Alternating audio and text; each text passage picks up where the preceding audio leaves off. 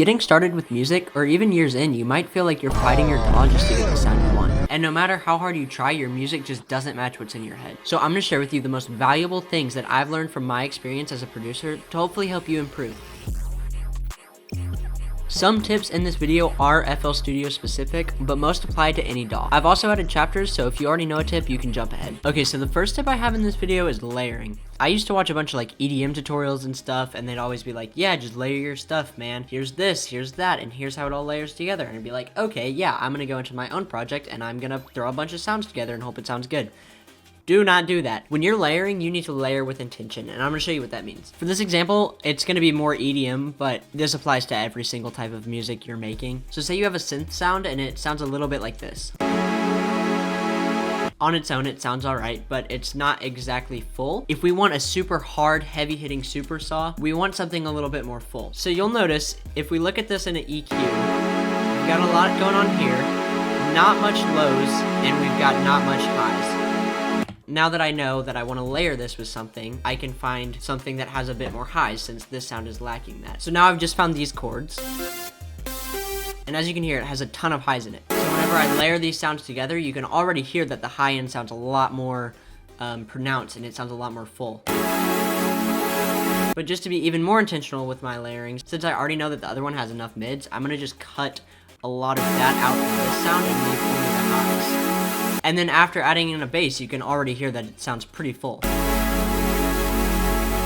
Generally, whenever you're layering, you want each element to have its own space within the frequency range, just so that way it has its own little pocket to where you can hear it. I don't know if that's a good explanation, but okay, the second thing I have is shortcuts. Learning shortcuts in any DAW that you use is huge, but I have a specific tip for FL Studio to help you learn them just a little bit faster. So say I want to take my chord stack here and I want to render it out into an audio clip. Now, what I could do about this is I could right click on this and then go all the way down and click on quick render as audio clip. However, that is not the fastest way we can do this, and we can use our trusty keyboard here to help us out. If you look, each one of these things has like 3 little dots under it, and since this is under the Q, I know if I right click and then press Q, it'll do it. And then on the side here for more like complicated stuff, this is the hotkey for it. Number 3 is clipping.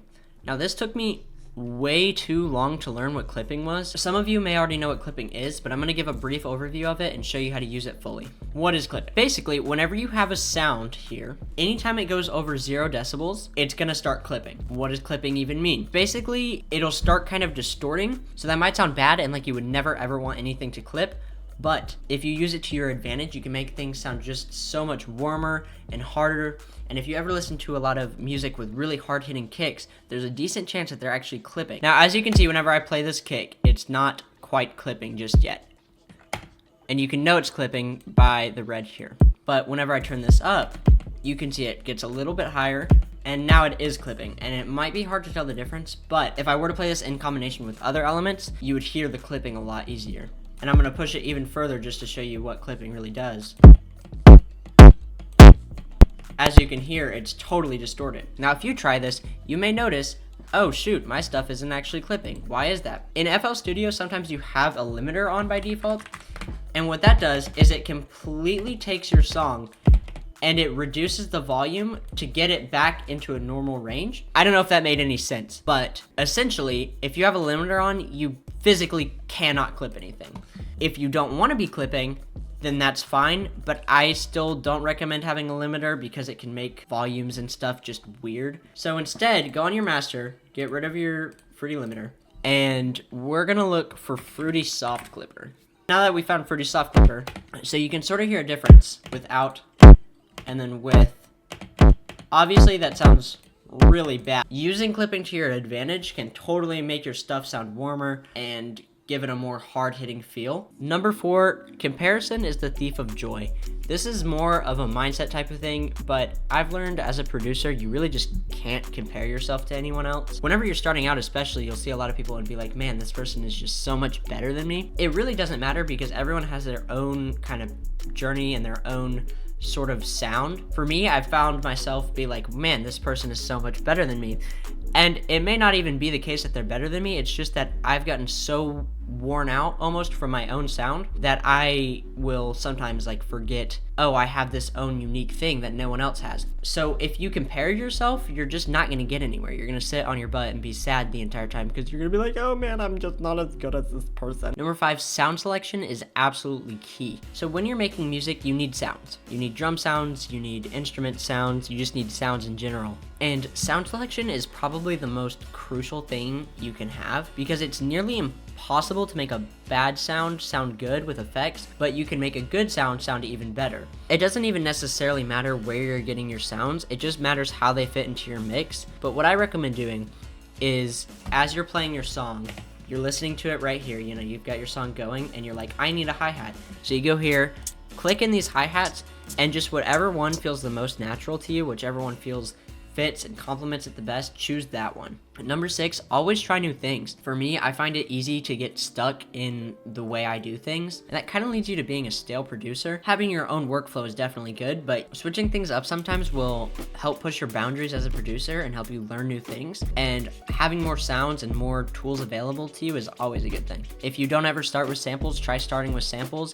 If you never start with drums, try starting with drums. Just do as many new things as possible so you can learn as much as you can. Sometimes as a producer, you have beat block and you're just like, man, I can't make anything good, or I just don't have the creativity. Trying new things really helps with that. If you start off with a sample or start off in a different way, just forcing yourself to get in FL Studio and being like, I'm gonna start something differently, already you're gonna have new ideas for stuff. Number 7, mix with your ears and not your eyes. A lot of people will be like, this should be at this level, your clap should be here, your kick should be here, it should be this loud, your EQ should be like this. But ultimately, mixing is just as creative as everything else in your music. Your track is your own track, and your elements come together in the way that those sounds come together. No other song comes together in the same way yours does, and so you really have to approach mixing differently for every single song and just rely on your ear. If you have seen stuff online, like guides of like, this needs to be this loud, this needs to be this loud, they can be helpful a lot of times and make your stuff sound good. Don't force yourself to follow those guidelines, but yeah, mix with your ears, not your eyes. Number 8, polarity. Whenever I talked to you about clipping earlier, there are certain cases where you'll be like, man, this is clipping, but it's not hitting hard. Your polarity matters a ton, and I'm gonna tell you what that means right now. Okay, so here I've got 2 kicks. It's the same one from earlier, and they might look identical. However, the waves are opposite. And so whenever this one's going up, this one's going down. You can notice right here, this one is a high point, and on here it's a low point. And you'll notice whenever I play it, you don't hear anything. Both of these kicks are playing at the exact same time. They're totally making noise, but they're so perfectly opposites that they cancel each other out completely.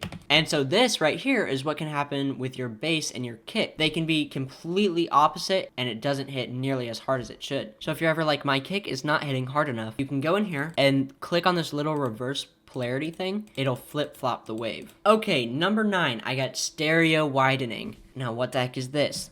I don't even really know, to be honest.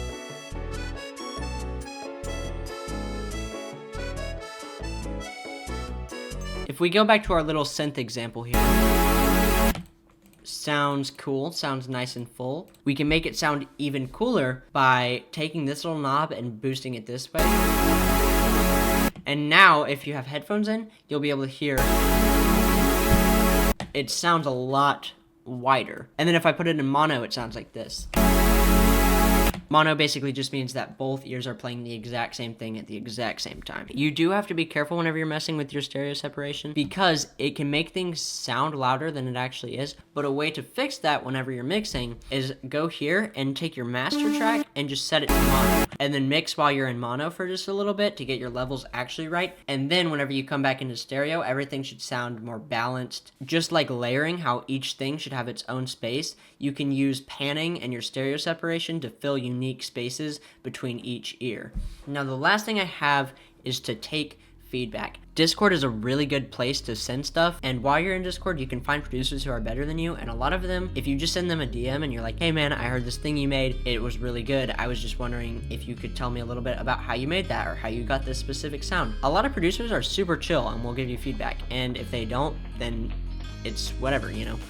Also, whenever you're getting feedback, don't take anything personally. A lot of people just want you to improve, and of course there are some people who are jerks about feedback, but usually people are super chill. So yeah, I really hope this video helped. I have a song on Spotify called 16 Hours. I just dropped it. It would mean the world if you streamed it. If you have any questions about anything, feel free to drop a comment.